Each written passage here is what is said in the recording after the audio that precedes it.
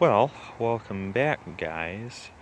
Um, if you're looking to buy an EXP Turbo, there's multiple telltales. The Turbo had so many unique features to the um, well, specific to EXP Turbos that you wouldn't find on any other EXPs.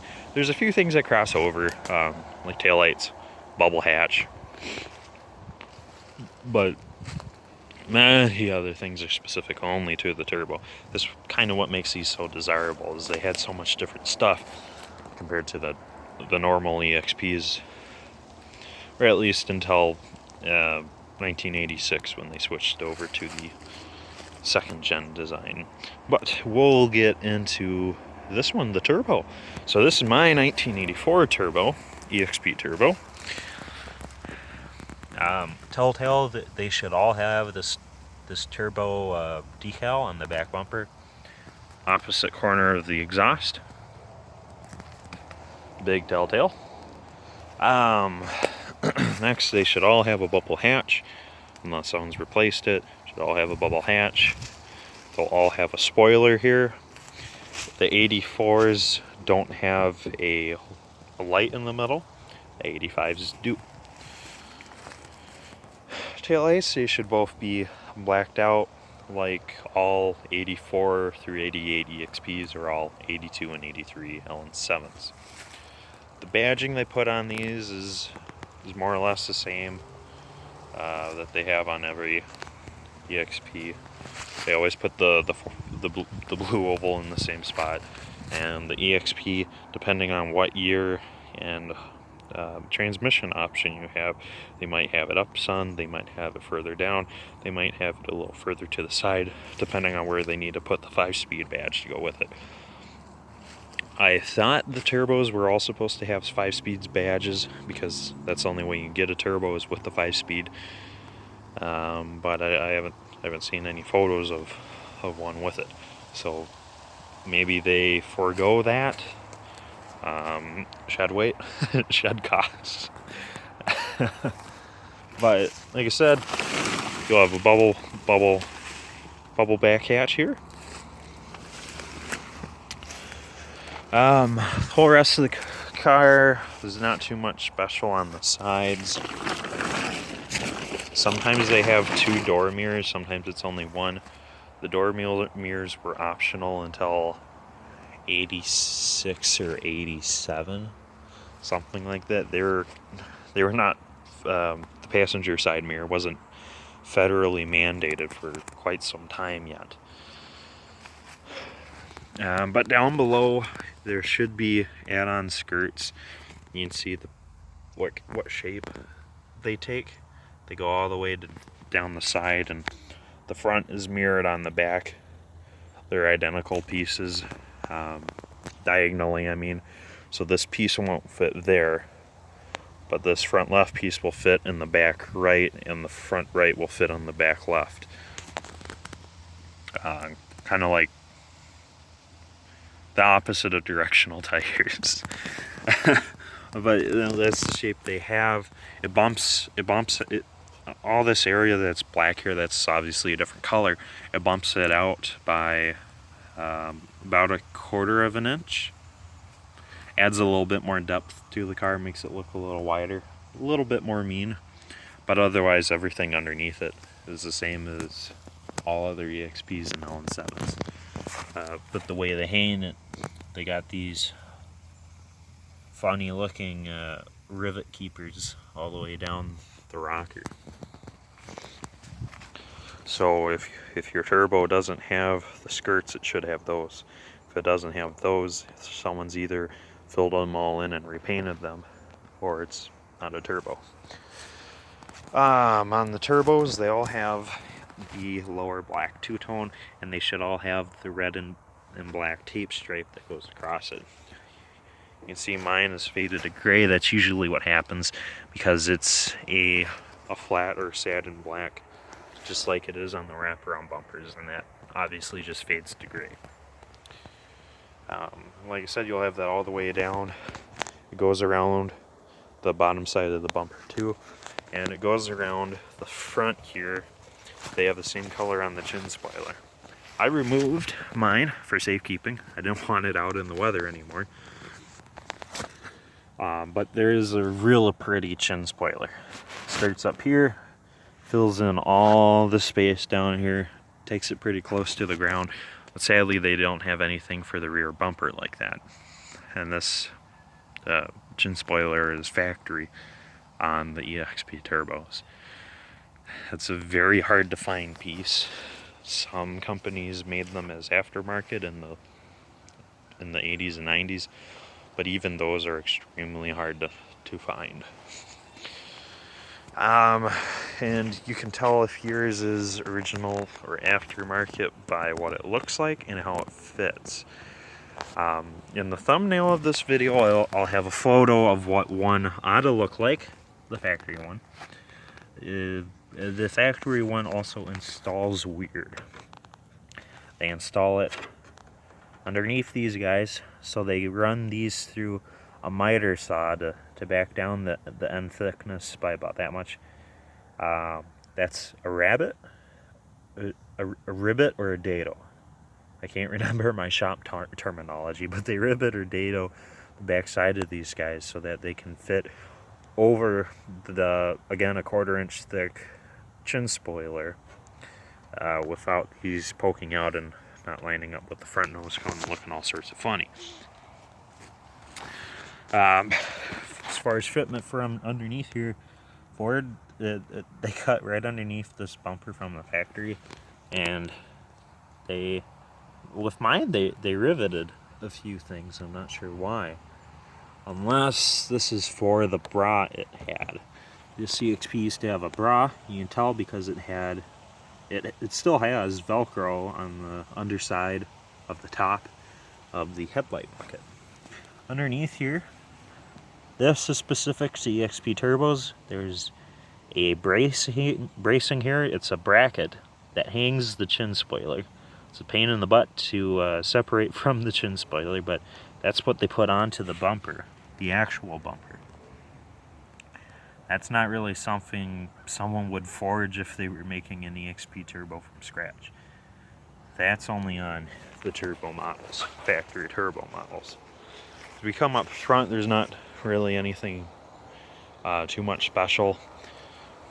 In '84, they moved the windshield wiper squirter from the center of the cowl area on the hood right there to the actual cowl by the windshield. They put in 2 of those, one on each side, equidistance apart from each other. We pop open the hood, you ought to see a turbo engine. So this is a turbo engine. Someone has bypassed the turbo, however, but it still has the turbo exhaust manifold. That's what this guy is with the heat shield. Still has the turbo intake, which is the same as the 83 to 85 EFI intake. And then it's also got this long snorkel that should hook up directly to the turbo, but mine's been bypassed, so this one just runs back into the air box. And then the air box, or the filter box, whatever you want to call it, it should have a lid on it that says electronic fuel injection and turbo. And then there should also be a snorkel that routes air from the fender into that box. Coming up front, I believe the radiator is thicker than the standard cars, but I might be wrong. I think all of mine have steel tops and bottoms. This one's aluminum.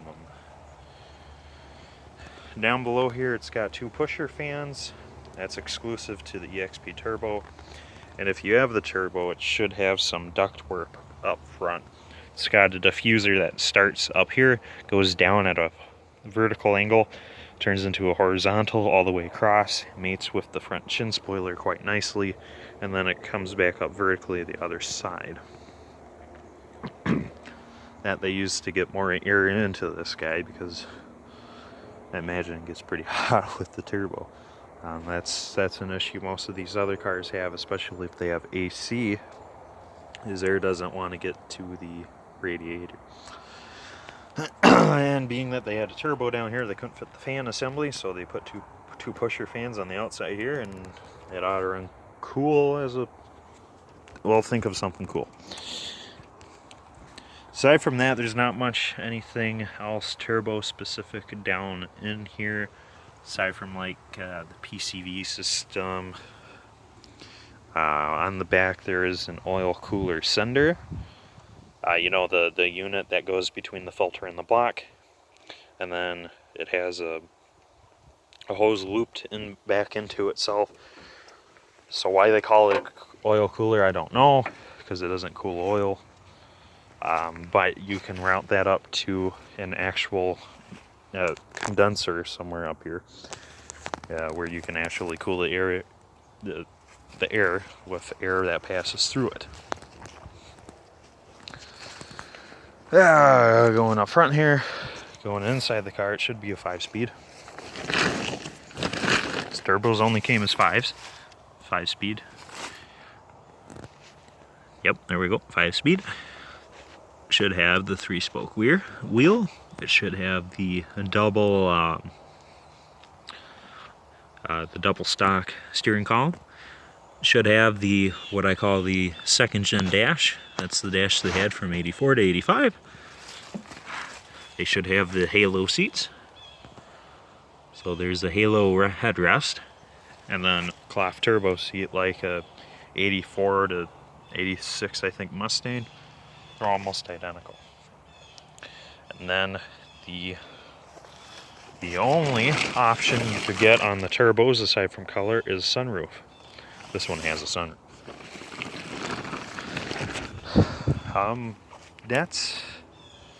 That's more or less it.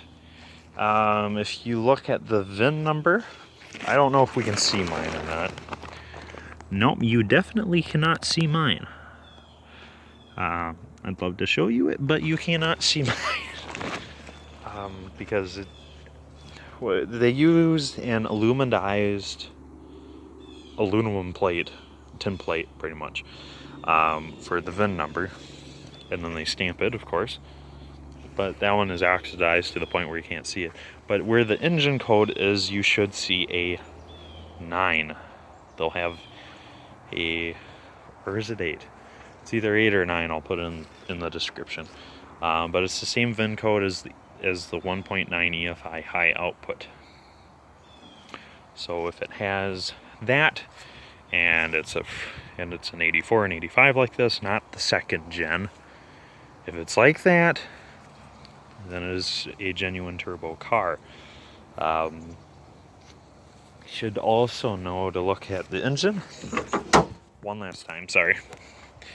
You can tell if it's original or not by the casting that's on it. You can see, maybe you can't see, but right where the turbo ought to be, right in here, it's an 1.5 inches right of the, it's right between the 2 frost plugs, right between the middle frost plug and the one on the right. The block will be casted with its displacement. This one said 1.6. It's a 1.6 turbo engine.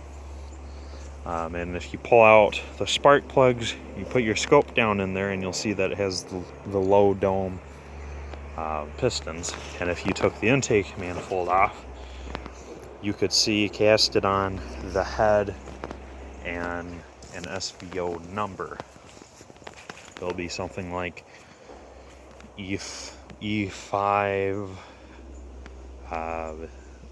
6090, then a couple other digits following it, something like that, and that's your turbo head. Some guys switch these out for 1.9s, which is totally fine. Just know that the block will say on there 1.9, so double check that if you're told it's a 1.9.